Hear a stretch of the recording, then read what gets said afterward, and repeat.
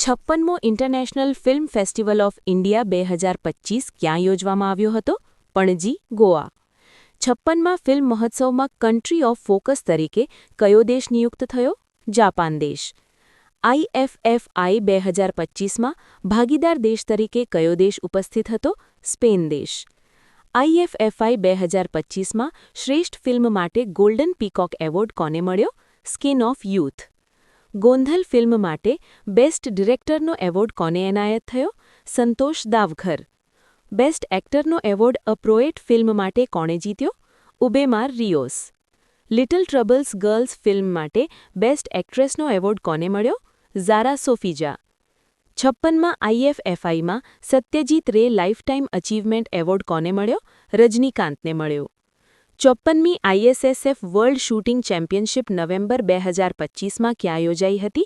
કેરો, Egypt. આ shooting ઇવેન્ટમાં કુલ 13 medal સાથે ભારત કયા સ્થાને રહ્યું? ત્રીજા સ્થાને. ભારતના શૂટર સમ્રાટ રાણાએ પુરુષોની 10 મીટર એર પિસ્તોલમાં કયો મેડલ જીત્યો? Gold medal. 10 metre air pistol team ઇવેન્ટમાં ભારતને કયો મેડલ મળ્યો? Gold medal. Men's 50 metre pistol વ્યક્તિગતમાં કોણે ગોલ્ડ મેડલ જીત્યો? રવિન્દર સિંહે.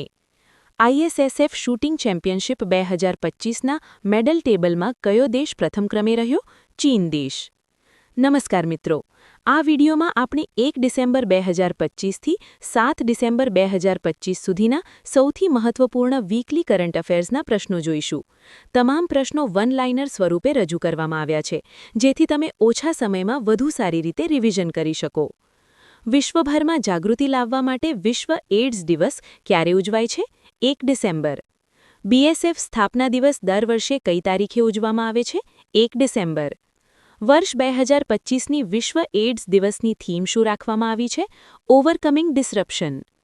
વનડે ક્રિકેટમાં સૌથી વધુ સિક્સર મારનાર ખેલાડી કોણ બની ગયા છે? રોહિત શર્મા.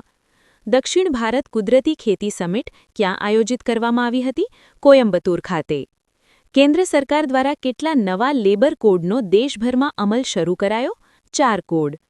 આ 4 શ્રમ સંહિતા કયા આયોગની ભલામણના આધારે ઘડવામાં આવી છે? રાષ્ટ્રીય શ્રમ આયોગ.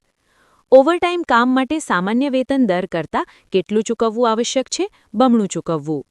2025ના world athlete of the year તરીકે કોની પસંદગી થઈ? આર્માન્ડ ડુપ્લાન્ટેસ.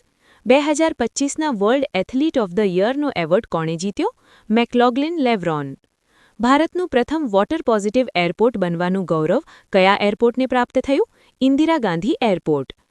ઇસરોના અધ્યક્ષે Anant centre of excellence for navigation ક્યાં ઉદ્ઘાટન કર્યું? તિરુવનંતપુરમ ખાતે. ભારતનું પ્રથમ ખાનગી ક્ષેત્રનું નેવિગેશન ઇનોવેશન હબ કયું છે? એસેન હબ. સ્ત્રીઓની લિંગ પ્રેરિત હત્યાને સ્ત્રી હત્યા તરીકે કયા દેશે ગુનો માન્યો? ઇટાલી દેશે. ભારતમાં નૌકાદળની સિદ્ધિઓની યાદમાં રાષ્ટ્રીય નૌસેના દિવસ ક્યારે ઉજવાય છે? 4 ડિસેમ્બર. થુયામમલ્લી ચોખા કયા રાજ્યની પરંપરાગત જાત છે જેને GI ટેગ મળ્યો? તમિલનાડુ રાજ્યની. વોરૈયુર કોટન સાડી મુખ્યત્વે કઈ નદીના કિનારે વણાય છે? કાવેરી નદીના કિનારે. અંબા સમુદ્રમ ચોપ્પુ સમાન એ શેના રમકડા બનાવવાની કળા છે?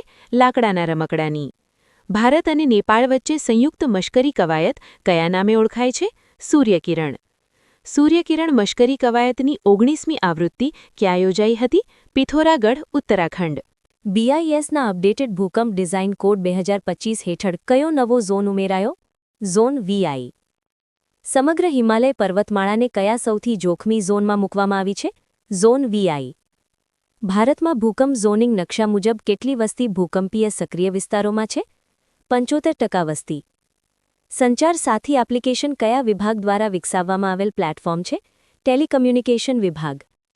પંજાબ નેશનલ બેંકની પ્રથમ મહિલા બ્રાન્ડ એમ્બેસેડર તરીકે કોની નિયુક્તિ થઈ? હરમનપ્રીત કૌર. તાજેતરમાં પ્રોજેક્ટ 17A હેઠળ કયું ત્રીજું જહાજ નૌકાદળને સોંપવામાં આવ્યું?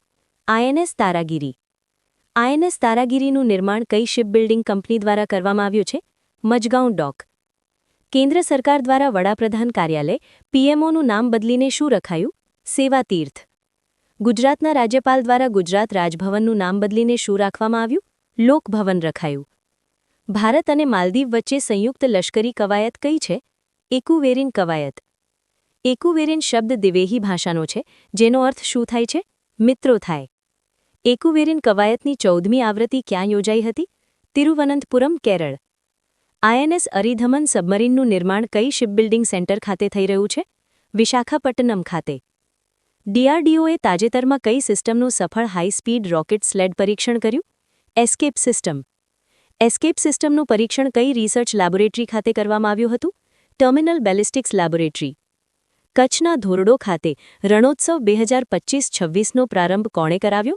ભૂપેન્દ્રભાઈ પટેલ. સ્કાયરૂટ એરોસ્પેસના અદ્યતન ઇન્ફિનિટી કેમ્પસનું ઉદ્ઘાટન ક્યાં કરવામાં આવ્યું? હૈદરાબાદ ખાતે. ભારતનું પ્રથમ ખાનગી રીતે બનાવેલ ઓર્બિટલ રોકેટ કયું છે? રોકેટ વિક્રમ-1. ભારતના સૌથી લાંબા કેન્ટિલિવર ગ્લાસ સ્કાયવોકનું ઉદ્ઘાટન ક્યાં કરવામાં આવ્યું? વિશાખાપટ્ટનમ શહેર. પરંપરાગત રીતે આધુનિક પોલોનું ઉદ્ગમ સ્થાન કયા રાજ્યને માનવામાં આવે છે? મણિપુર રાજ્ય.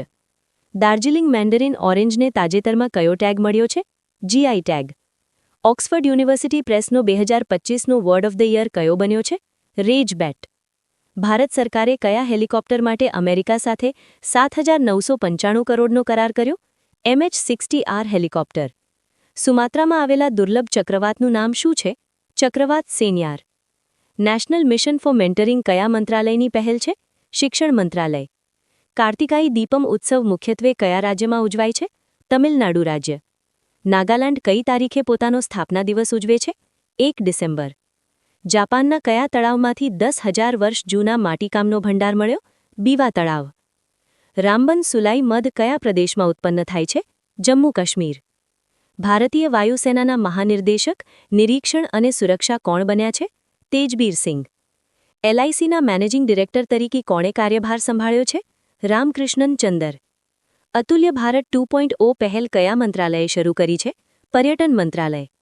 જલ સંચય જનભાગીદારી પુરસ્કારોમાં કયું રાજ્ય ટોચ પર છે? તેલંગાણા રાજ્ય. કયો દેશ 2030માં ચંદ્ર પર પરમાણુ રિએક્ટર તૈનાત કરશે? અમેરિકા દેશ.